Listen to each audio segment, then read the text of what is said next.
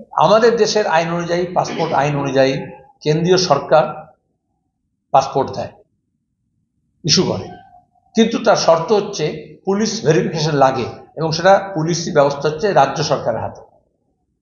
কিন্তু কারাপশন আছে, সবাই জানে।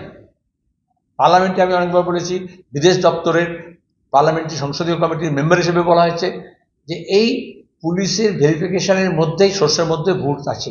অথচ আজকের দিনে ডিজিটাল ইন্ডিয়ার কথা বলা হয়, সবটা ডিজিটালি করা যায়, কার বিরুদ্ধে কি অভিযোগ আছে না আছে, এত সার্ভেলেন্স আছে, সব জানে। কিন্তু মোটামুটি চা খাওয়ার পয়সার নাম করে পুলিশকে কিছু টাকা দিয়ে দিলে, সব পুলিশ নয় কিন্তু একটা বড় অংশের, বিশেষত এটা যেহেতু গোপন যে পুলিশ থাকে তাদের দিয়ে করানো হয়, এসবি বলে, তার বাড়িতে গিয়ে খোঁজ নেওয়ার আগে চলে আসে।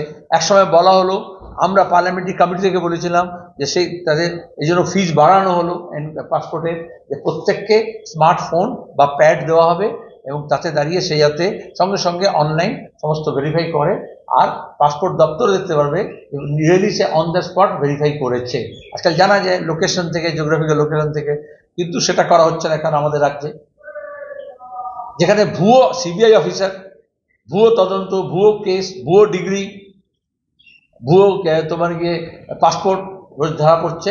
এটাকে কেন্দ্র এবং রাজ্য সরকারের ব্যবস্থা নিতে হবে এবং পুলিশের মধ্যে যারা ভেরিফাই করবে তাদেরকে আগে ভেরিফাই করা উচিত যে তারাও জালিয়াতি করছে কিনা, যেটা এই কেসটার মধ্যে বলা হলো।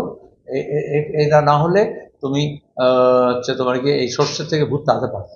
বাংলা টুডে নাও।